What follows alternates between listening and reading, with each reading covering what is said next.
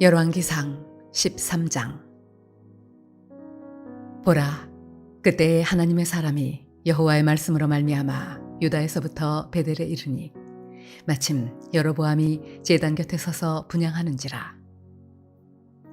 하나님의 사람이 제단을 향하여 여호와의 말씀으로 외쳐 이르되, 제단아, 제단아, 여호와께서 이와 같이 말씀하시기를, 다윗의 집에 요시아라 이름하는 아들을 낳으리니 그가 내 위에 분향하는 산당 제사장을 내 위에서 제물로 바칠 것이요 또 사람의 뼈를 내 위에서 사르리라 하셨느니라 하고, 그날에 그가 징조를 들어 이르되, 이는 여호와께서 말씀하신 징조라.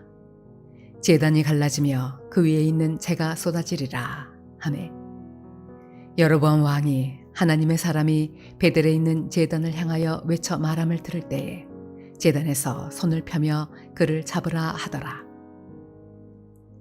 그를 향하여 편 손이 말라 다시 거두지 못하며 하나님의 사람이 여호와의 말씀으로 보인 징조대로 제단이 갈라지며 재가 제단에서 쏟아진지라. 왕이 하나님의 사람에게 말하여 이르되, 청하건대 너는 나를 위하여 내 하나님 여호와께 은혜를 구하여 내 손이 다시 성하게 기도하라. 하나님의 사람이 여호와께 은혜를 구하니 왕의 손이 다시 성하여 전과 같이 되니라. 왕이 하나님의 사람에게 이르되, 나와 함께 집에 가서 쉬라. 내가 네게 예물을 주리라. 하나님의 사람이 왕께 대답하되, 왕께서 왕의 집 절반을 내게 준다 할지라도 나는 왕과 함께 들어가지도 아니하고 이곳에서는 떡도 먹지 아니하고 물도 마시지 아니하리니, 이는 곧 여호와의 말씀이 내게 명령하여 이르시기를, 떡도 먹지 말며 물도 마시지 말고 왔던 길로 되돌아가지 말라 하셨음이니이다 하고, 이에 다른 길로 가고 자기가 베델에 오던 길로 되돌아가지도 아니하니라.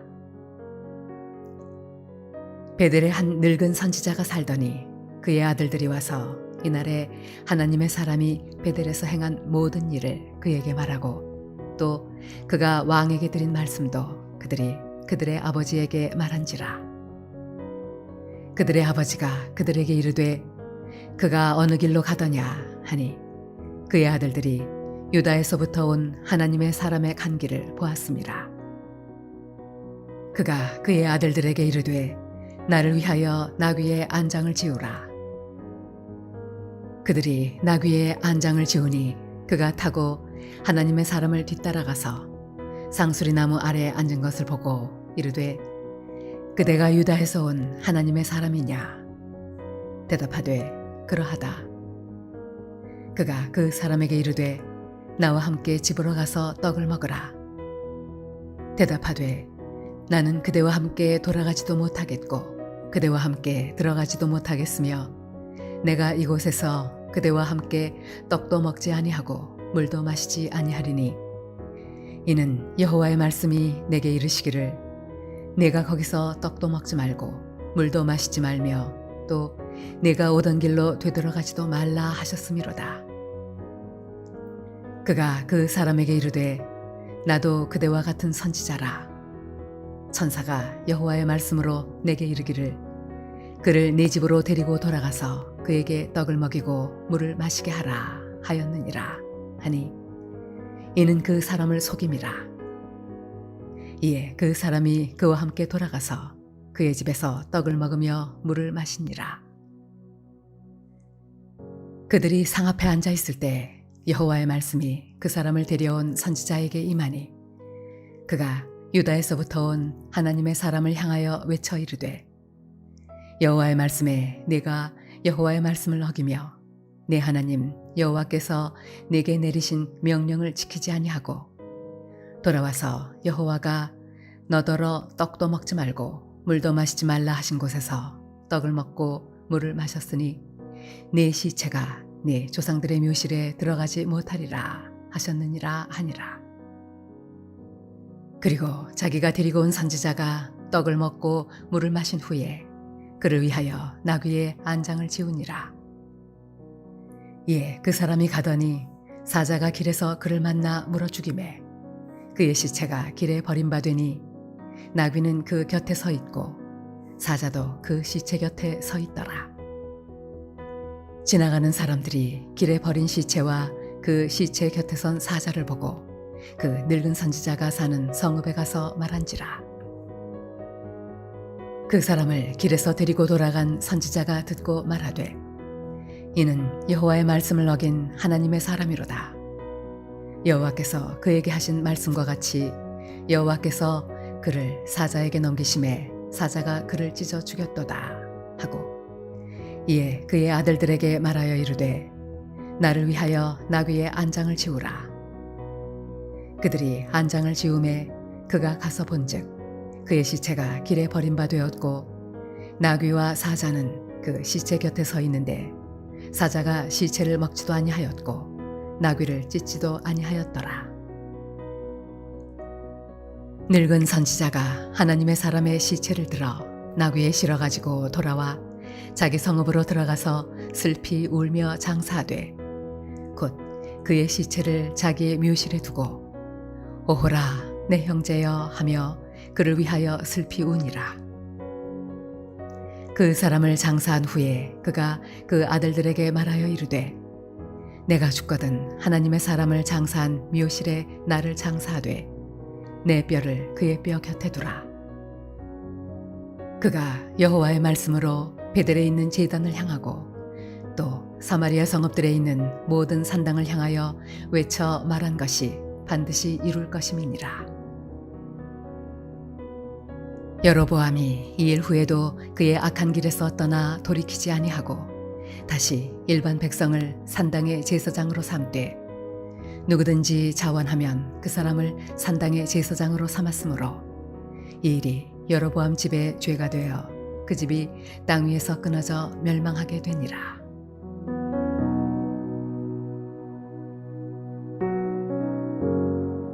샬롬. 오늘 하루도 하나님의 은혜로 믿음 가운데 승리하는 하루의 삶을 살아가시기를 소원합니다.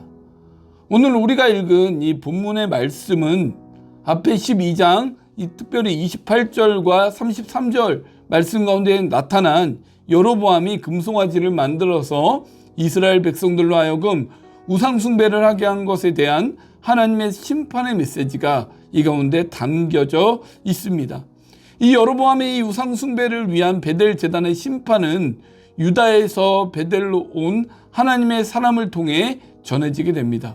그런데 이 가운데 조금은 특이한 것은 1절과 2절 말씀을 보면 선지자라고 표현하지 않고 하나님의 사람이라고 말을 하고 있습니다. 왜 하나님의 사람이라는 이 말로 이 선지자에 대한 이 표현을 했을까요?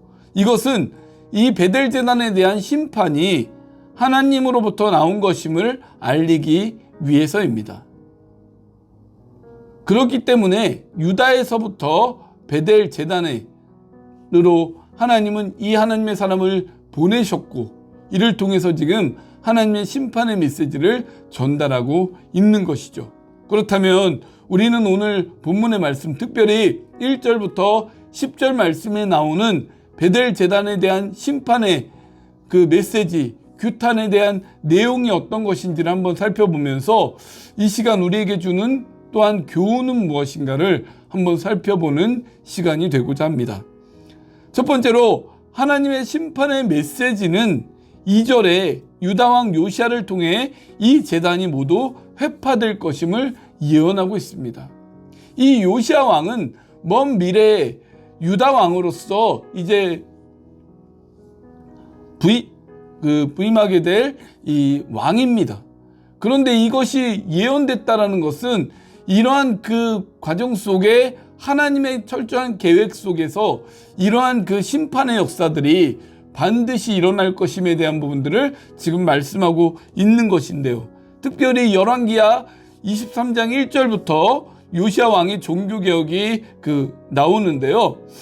15절 말씀에 보게 되면 여로보암이 베델에서 세운 제단과 산당을 모두 헐고 불사르는 완전한 회파가 이루어지게 됩니다.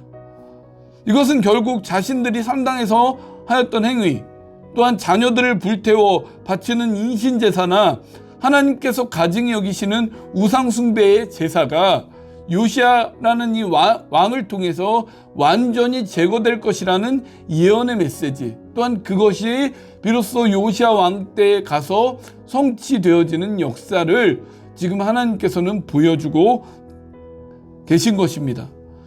여로보암의 이 우상숭배의 죄는 우리가 앞장의 12장 27절 말씀에 나오는 것처럼 결국 다윗 왕국을 경계하려는 것에서 시작된 것이지만, 이것으로 인해 자신의 왕국이 더욱더 공고히 세워지는 것이 아닌 오히려 하나님의 심판과 저주가 그 가운데 이르게 되었다는 것입니다. 요시아 왕을 통해서 하나님께서 이것을 이루시겠다라고 하는 이 메시지가 담겨져 있는 것은, 이것을 통해서 하나님의 말씀을 듣고 그의 교만함과 그의 힘과 그가 자신의 능력과 이런 모습으로 우상숭배를 하려고 하는 이 불순종의 모습을 깨뜨리고 꺾으시기 위한 하나님의 이 뜻 가운데 있다라는 것을 우리가 발견해 볼 수 있습니다. 두 번째 나타나고 있는 이 하나님의 심판의 메시지는 이 3절에 나와 있는데요. 그들이 우상숭배를 위해 제사하는 제단이 갈라지며 또한 그 위에 재가 쏟아진다라는 이 징조의 메시지가 그 가운데 담겨져 있습니다. 특별히 이것은 그냥 징조의 메시지로만 남은 것이 아니라 이 징조가 5절 말씀 가운데 성취되고 있는 것을 볼 수 있는데요. 특별히 갈라지다라는 갈라지다에 해당하는 원어 카라으라는 이 단어는 찢다라는 이 뜻으로 잡아당겨서 갈라지게 함을 의미하고 있습니다. 이러한 표현은 대부분 슬픔이나 분노를 표할 때, 또한 죄에 대한 절망이나 분노를 나타내는 데 사용되는 말이었습니다. 사람의 힘으로 제단을 가를 수는 없지만 제단이 갈라진다라고 하는 이 원어의 표현에서 나타나듯이 여로보암과 백성들의 이 우상숭배에 대한 하나님의 슬픔과 분노가 이 가운데 나타나 있다는 것을 우리가 볼 수 있습니다. 또한 재가 쏟아진다라는 이 징조를 말하고 있는데요. 여기서 재라고 하는 것은 희생제물이 태워져 올려진 후 남은 기름이 엉킨 재를 의미하는 표현으로서 레위기 4장 12절과 6장 10절에는 정상적인 제사를 드린 경우에 이어서 이러한 재는 세심한 주의를 기울여 지정한 장소에 버려야 한다는 것을 말씀하고 있습니다. 그런데 희생제물에 재가 쏟아진다는 것은 이 재라고 하는 것은 더럽혀진다는 것을 의미하는 것이고요. 결국에는 하나님께서 이 재를 생겨나게 했던 이 희생제물을 받지 않으셨고 오히려 이 제사를 가증스럽게 여기신다라고 하는 이 의미가 담겨져 있습니다. 즉 제단이 갈라지고 재가 쏟아지는 이 징조, 또한 이 실현된 이 징조의 모습들을 통해서 이 우상숭배에 대한 하나님의 마음이 어떠한지를 가늠해 볼 수 있다라는 것이죠. 세 번째로 하나님께서 나타내 보이신 이 심판의 메시지는 여로보암 왕의 손이 말라졌다라고 하는 이것이 이제 증거로 나타나게 됩니다. 4절 말씀 가운데 이것이 이제 잘 나타나 있는데요. 여로보암 왕이 제단에서 직접 제사를 집행하고 있을 때에 하나님의 사람의 선포된 메시지를 듣고 그 사람을 해치려고 하는 부분들이 있었지만 오히려 자신의 손이 마르게 된 이러한 부분들이 지금 말씀 가운데 나타나 있습니다. 손이 말랐다라고 하는 것은 단순히 축축해졌던 이 손이 수분이 없이 말랐다라고 하는 이 의미가 아니라 신경마비나 또한 근육의 강직과 같은 손의 감각을 잃어버린 것으로 우리는 하시면 됩니다.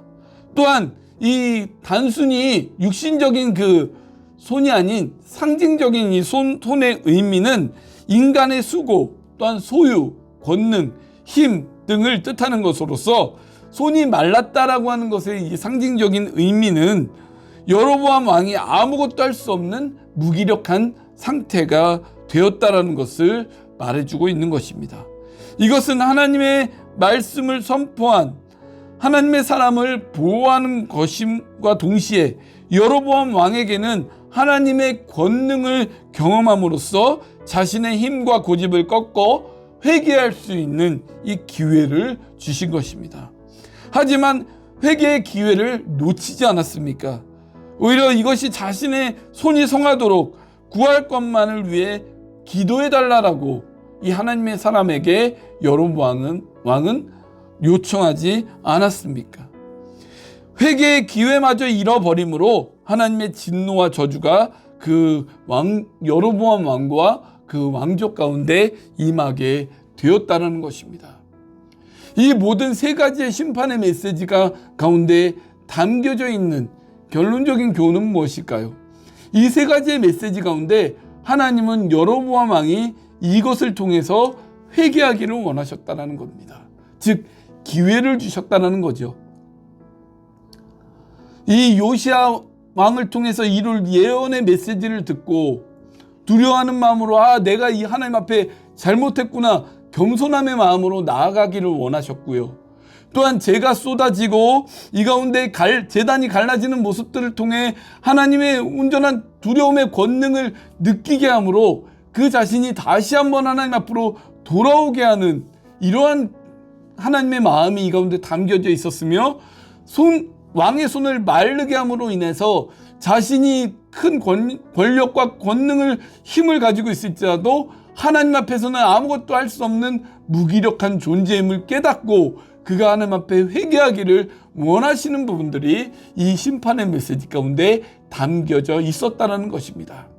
그런데 긍휼을 얻을 수 있는 기회, 은혜를 얻을 수 있는 기회를 놓침으로 말미암아 이것이 결국에는 하나님의 진노와 심판을 낳게 되는 이 결과가 있게 되었다는 것입니다.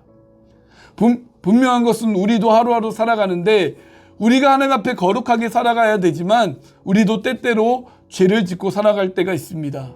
물론 이 여로보암 왕처럼 우리는 대놓고 하나님을 대적하고 하나님이 가증히 여기는 그런 죄를 짓지는 않을지라도 말로 행동으로 생각으로 우리는 수많은 죄를 짓습니다.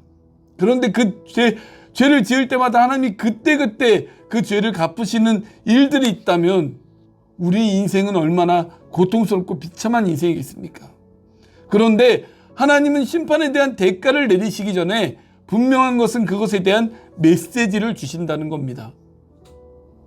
이 메시지를 주신다는 것은 하나님 앞에 돌이키고 회개할 수 있는 기회를 주신다는 거죠. 우리는 오늘 준 이 여로보암 왕에게 주신 하나님의 심판의 메시지를 통한 교훈을 통해서 우리에게도 주시는 하나님의 회개의 기회가 있음을 우리가 기억하면서 영적으로 잘 분별하여 우리가 그 기회를 잘 얻어 하나님 앞에 우리가 얻게 될 진노와 심판의 역사가 긍휼과 은혜의 풍성함으로 누리는 은혜 이런 축복의 역사가 되어서 날마다 이 속에 하나님 앞에 영광을 돌리며 늘 풍성한 은혜 가운데 그런 하나님의 영광을 경험하는 우리 인생이 되시기를 주님의 이름으로 간절히 축원을 드립니다. 기도하시겠습니다. 하나님, 오늘 하나님께서 우리의 이 말씀을 통해 하나님의 사람, 이 선지자를 통해서 하나님의 심판의 메시지를 여로보암 왕에게 선포하시며 또한 그에게 수많은 회개의 기회를 주셨던 것을 우리는 보게 됩니다. 그럼에도 그가 깨닫지 못하고 오히려 마음이 완악해짐으로 하나님을 거역하여 죄의 길에 감으로 말미암아 그 영혼뿐만 아니라 그의 가문과 왕족까지도 하나님의 진노와 심판 가운데 벗어나지 못하게 되는 모습이 있었음을 우리는 기억합니다. 우리도 때때로 하루하루 죄를 짓고 살아가는 우리의 인생이지만 하나님께서 우리에게 주시는 회개의 기회가 있음을 우리가 알고 영적으로 잘 분별하여서 하나님 앞에 연약한 죄를 지을지라도 돌이켜 날마다 기도하면서 하나님 앞에 나아가는 우리의 모습들이 되게 하여 주시고, 진노와 심판을 우리가 회개하고 돌이킴으로 긍휼과 은혜로 바꿀 수 있는 우리의 믿음의 모습이 될 수 있도록 인도하여 주옵소서. 또한 이 모습들을 통해서, 또한 우리의 이 믿음을 통해서 하나님 한 분만이 영광 받으시는 우리의 삶의 모습들이 될 수 있도록 또한 인도하여 주옵소서. 하나님의 귀한 은혜 감사함을 드리며 모든 영광 하나님 홀로 받으시기를 간절히 소원하오며, 이 모든 말씀 우리를 구원하여 주신 예수님의 이름으로 간절히 기도하옵나이다. 아멘.